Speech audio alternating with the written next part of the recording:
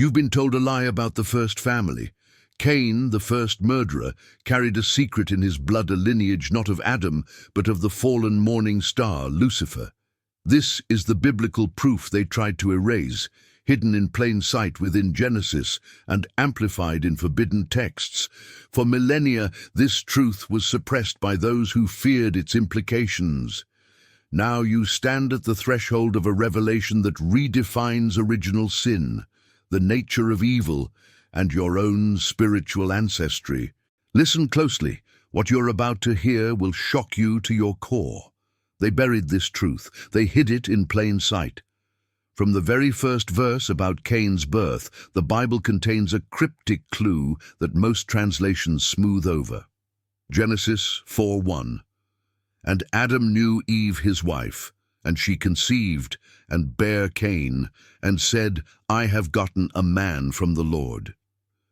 But the Hebrew word et Yahweh can be read as with Yahweh or from Yahweh, and in some ancient contexts, Yahweh might refer to a divine being other than God the Father.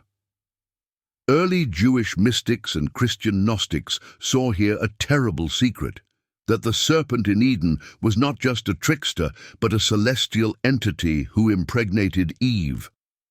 This is the scandal that orthodoxy could not allow.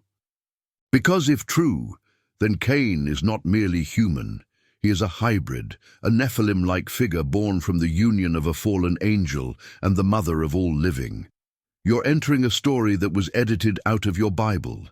A story where the first family is torn by a paternity question that echoes through all Scripture. Why is Cain's offering rejected? Why does he kill Abel? The answers lie in his origin, an origin that makes him something other, something dangerous. If something in you recognizes this truth and you want more revelations like this, leave a comment and stay with this story until the end. Your reaction tells me to keep opening these doors for you. But to understand Cain, we must first understand the architect of this betrayal. We must go back to the dawn of heaven itself, when Lucifer was still the light-bearer and rebellion was just a whisper. Picture Eden before the fall. Not as a static garden, but as a vibrating nexus where heaven and earth touched. The air hummed with presence. Adam and Eve walked in luminous innocence, but above them, in the celestial realms, a drama was unfolding. Lucifer, the light-bearer, the most beautiful of angels, served at the throne of God, yet pride festered in his heart. He saw humanity, these clay creatures made in God's image, and envy burned. Ancient texts like Ezekiel 28 and Isaiah 14 hint at this. A being perfect in wisdom and beauty, corrupted by his own splendor. He wanted worship. He wanted to be like God. And so, a plan formed, not just to rebel, but to sabotage God's new creation from within. Eden was the target. Eve was the doorway. You can almost hear the council of heaven trembling as Lucifer descended, not as a monster, but as a shining being of light. He approached not with a roar, but with a whisper. The serpent in Genesis is more than a snake. It's a mask for a celestial intelligence. Early church writings like the life of Adam and Eve describe Satan's envy and his vow to destroy humanity. This is the hidden context. Eden was a battlefield long before the fruit was touched. And you're sensing it now. The story you learned is a silhouette.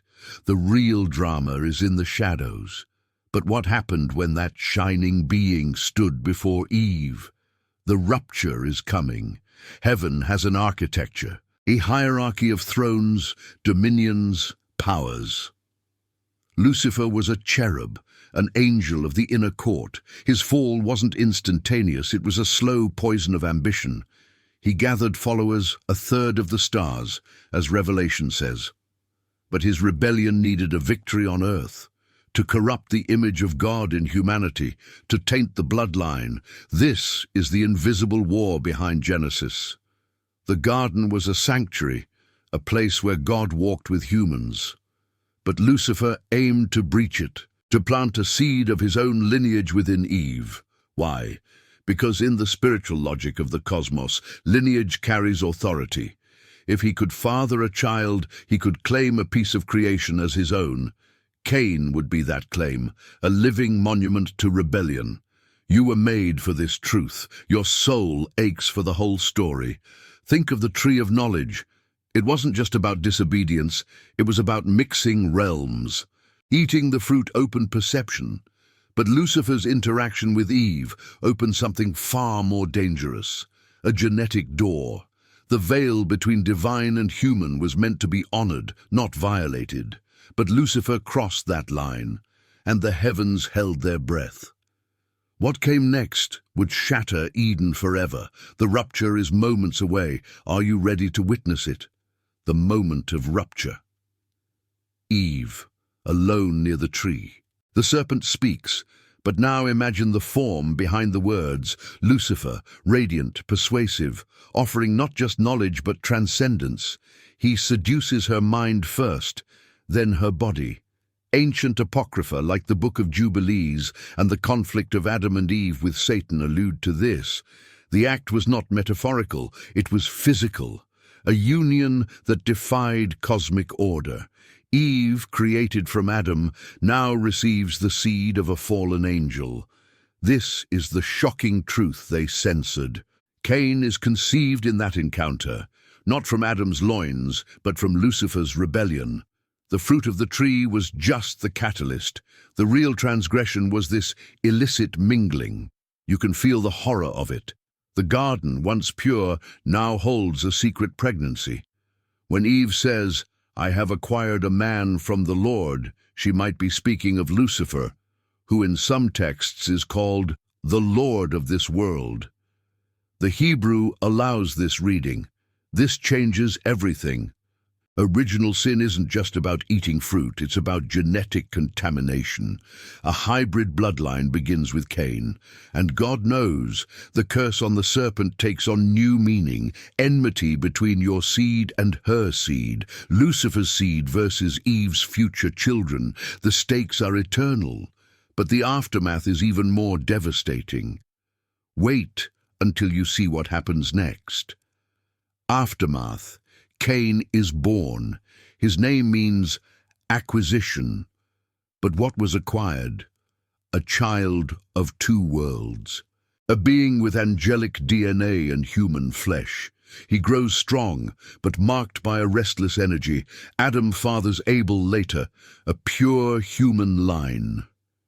When they bring offerings, God regards Abel's but not Cain's. Why? Because Cain's offering comes from a cursed lineage. His very blood is tainted. The rejection triggers the first murder. Cain kills Abel, not just out of jealousy, but because he senses his own otherness. He is not fully human. He is a walking symbol of the fall. God's response is telling. He puts a mark on Cain to protect him. Why protect a murderer? Because Cain is valuable, a living testament to the celestial crime. His lineage continues, leading to the Nephilim in Genesis 6, where sons of God, fallen angels, again cohabit with human women. The pattern repeats. You're seeing the blueprint now. Evil isn't just an idea, it's a bloodline, a corruption that spreads. And someone witnessed all this. Enoch, the prophet who walked with God, recorded these events in books later banned. His testimony survived against all odds. But what did he see? The evidence is about to surface. Primary evidence. Open your Bible to Genesis 4:1. The phrase "from the Lord" uses the Hebrew preposition et, which can imply accompaniment. Some ancient versions, like the Septuagint, use "through God," adding ambiguity. Early Jewish targums and commentaries wrestle with this. Rabbi Isaac ben Joshua said, "Cain was not from Adam." Christian writers like Epiphanius noted heresies claiming Cain was Satan's son. The clues are there. Then jump to Genesis 6:1-4. The sons of God taking human wives, producing giants. This echoes Cain's origin. The New Testament adds fuel. 1 John 3:12 says Cain was of the evil one, not just influenced by of him, born from him. Jude 1-6 mentions angels who left their proper dwelling. These angels are linked to sexual sin. The pieces fit. You were made for this truth. They didn't want you to connect these dots, because if Cain is Lucifer's son, then the entire narrative of redemption shifts. Jesus comes to save humanity, but also to defeat this hybrid lineage. The evidence is mounting.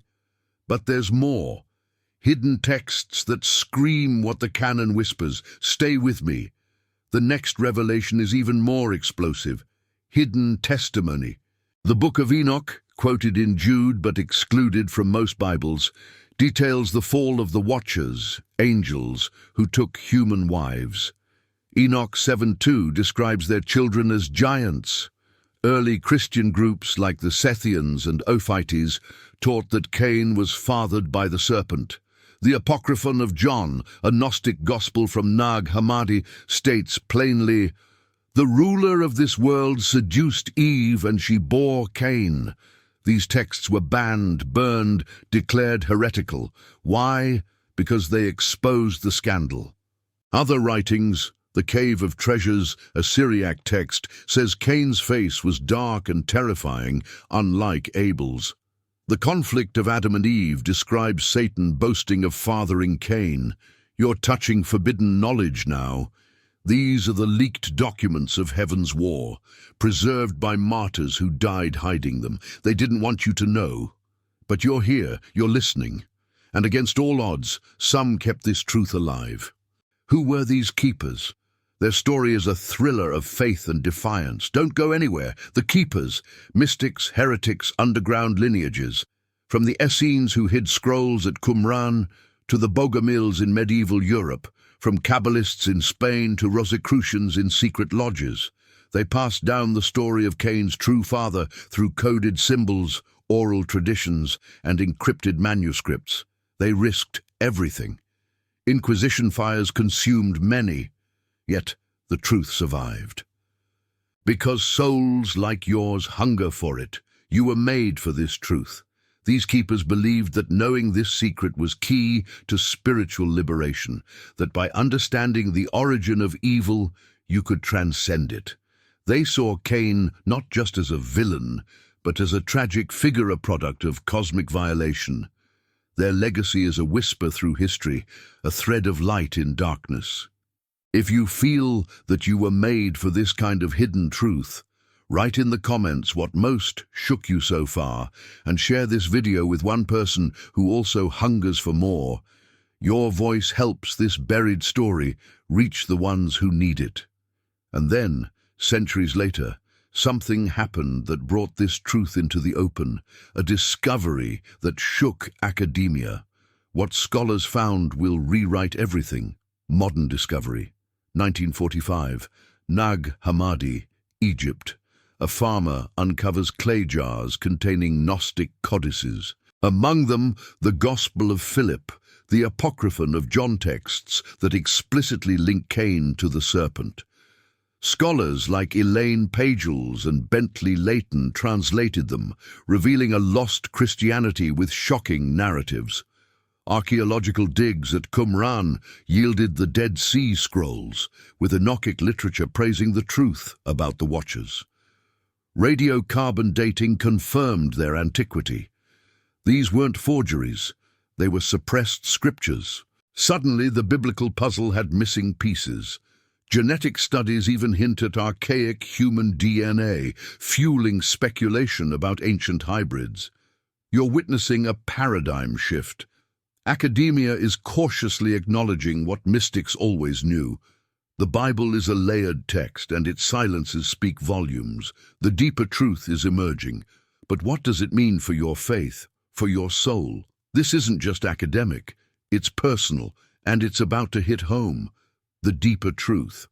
Theologically, if Cain is Lucifer's son, then evil has a biological component. It's not just a moral failure, it's an inheritance. This explains why sin seems so entrenched, so systemic. But here's the hope. Jesus, the seed of Eve promised in Genesis 3:15, comes to crush the serpent's head to break that lineage. His blood purifies all lineages. Your redemption isn't just from sin, it's from a cursed ancestry. You were made for this truth. It reframes everything. The cross as a cosmic surgery, removing the hybrid infection. It also answers why the world is so broken, because two kingdoms, human and fallen angelic, are intertwined. Your calling is to choose which lineage you align with. Through Christ, you're adopted into God's family, transcending any biological curse. This is explosive. It means your struggle isn't just against flesh and blood, but against principalities, and the evidence is still out there, waiting for you. Physical traces that prove this history. Are you ready to see them? Your calling. This truth isn't just about ancient history, it's about you. Right now, as you listen, you're being invited into a deeper understanding of your own spiritual battles. That feeling of otherness that pulled toward darkness, it might echo this ancient conflict. But you have a choice to accept the revealed lineage of grace or to live in ignorance. You were made for this truth, to uncover it, share it, live it. This knowledge empowers you. It explains the world's darkness and your own light. It calls you to vigilance, to prayer, to community with others who see. The physical traces of this story exist. Ruins, artifacts, inscriptions that hint at the Watchers and their offspring. From the giant skeletons reported in old newspapers to megalithic sites aligned with celestial events. The proof is fragmentary, but persistent, and not everyone wanted it found. The opposition has been fierce for millennia. Who are they, and why do they fear this truth? Physical traces. Ancient Mesopotamia, cylinder seals depict beings handing knowledge to humans. The Sumerian king list mentions rulers with impossibly long lifespans, echoing the Nephilim. In Turkey, Göbekli Tepe's carvings suggest celestial beings. The Book of Giants fragments found at Qumran describe hybrid creatures. Even in the Bible, places like Hebron were inhabited by Anakim, giants descended from the Nephilim. Archaeology confirms large structures and anomalous bones that challenge mainstream history. You're piecing together a puzzle they tried to burn. These traces are whispers from a forbidden past. They prove that the story of angelic-human union was widespread in antiquity. Not myth, evidence, and it survived censorship. But the opposition was ruthless. Councils, burnings, executions, all to keep this quiet. Now you know what they feared. The question is, what will you do? Your decision matters more than you think. The opposition. The Council of Nicaea in 325 AD, where certain books were excluded from the canon. The burning of the Library of Alexandria, where countless texts on angelology were lost. Medieval popes ordering the destruction of Cathar and Gnostic writings, the index of forbidden books by the Catholic Church. Why? Because if people knew Cain's true father, it would undermine the doctrine of original sin as solely human fault. It would suggest a cosmic war that implicates heavenly beings. It would empower individuals to seek direct knowledge, bypassing institutional authority. They didn't want you to know. But you do now. The suppression failed, because truth has a way of resurrecting, and your role in this is crucial. You're not just a listener, you're a witness. Will you let this truth change you? Will you share it? The decision is urgent. The final revelation is coming. Your decision. This is the moment. You've seen the biblical clues, the hidden texts, the physical traces, the suppression. Now what? Will you embrace this truth as a key to your spiritual journey? Will you let it deepen your faith, not destroy it?